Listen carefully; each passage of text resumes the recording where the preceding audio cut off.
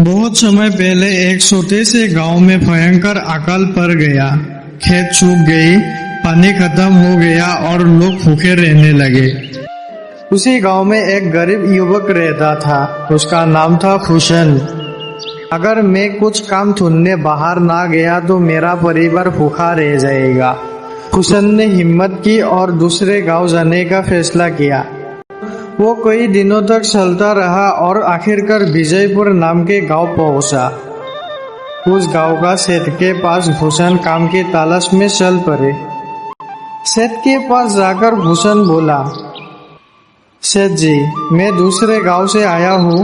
हमारे वहाँ अकाल पड़ा है। क्या आप मुझे कोई काम देंगे? मैं बहुत मेहनत करता हूँ।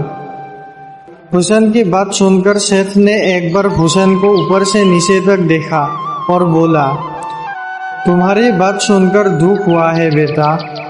मेरे पास एक काम है लेकिन आसान नहीं है। क्या तुम कर पाओगे? सेठ की बात सुनकर भूषण आत्मविश्वास से बोला, सेठ जी, मैं मेहनत और ईमानदारी से हर काम करूंगा। भूषण की ये बात सुनकर सेठ जी बोल पड़े, ठीक है, हमारे पास 7 गाय और 7 भैंस है। उसका खाना पानी, सफाई और देखभाल तुम्हें करनी होगी। उसके बदले तुम्हें 2 वक्त का रोटी और महीने की 200 रुपया मिलेंगे। क्या तुम तैयार हो?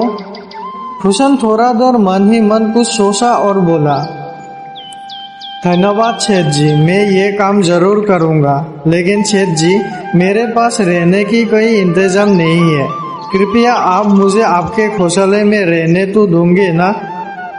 भूषण की ये बात सुनकर सेठ जी फिर से बोल पड़े, हाँ, कोई बात नहीं, रह लेना। उसके बाद भूषण रोज सुबह जल्दी उठकर गाय भैंसों को सारा पानी देता, उसके सफाई करता और पूरे मन से मेहनत करता। 1 महीने बाद भूषण की ईमानदारी और मेहनत से काम करता देख सेठ ने बुलाया, भूषण, तुम्हारे कारण हमारे गाय ज्यादा दूध दे रहा है। तुम्हारी मेहनत को देखकर आपसे तुम्हारी तनख्वाह 700 रुपया होंगी। क्या तुम खुश हो? ये बात सुनकर भूषण खुशी से उछल पड़े और बोले, बहुत बहुत धन्यवाद सेठ जी, मैं और भी मेहनत और ईमानदारी से काम करूंगा। दिन बीतते गई और भूषण धीरे धीरे पैसे बचाते गया और सेठ के घर के पास ही भूषण ने एक छोटी सी घर बना ली। घोंसले में सो कर अभी तक गोबर का गंध नाक से नहीं गई। ऐसे ही 1 साल बीत गई। भूषण ने थोड़ा थोड़ा करके पैसा बचाते गई, लेकिन गांव में चोरी की खबरें सुनकर वो परेशान हो गई। एक दिन वो सेठ से मिला और बोला, मैं दिन भर आपके गौशाले में काम करता हूँ। इधर काम करके ही मैंने कुछ पैसा बचा कर रखा है। दिन में मुझे इसका ही चिंता दिमाग में रहता है कि कोई मेरे पैसा चोरी ना कर ले।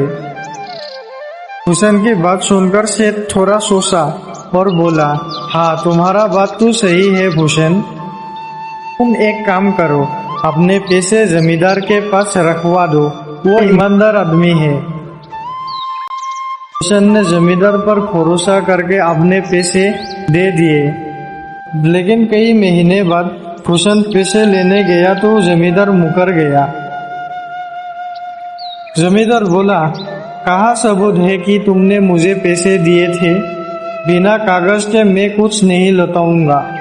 जमींदार की बात सुनकर भूषण थोड़ा नाराज होकर बोला, मेरे पास सबूत नहीं है, लेकिन मैंने सच में आपको पैसे दिए थे।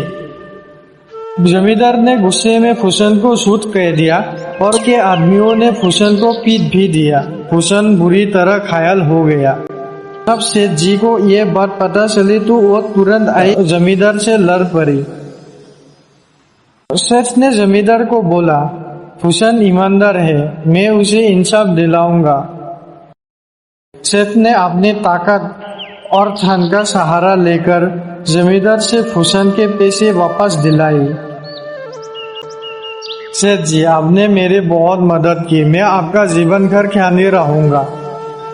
भूषण की बात सुनकर सेठ मुस्कुराया और बोला, याद रखो बेटा, ईमानदारी और मेहनत का फल हमेशा अच्छा मिलता है।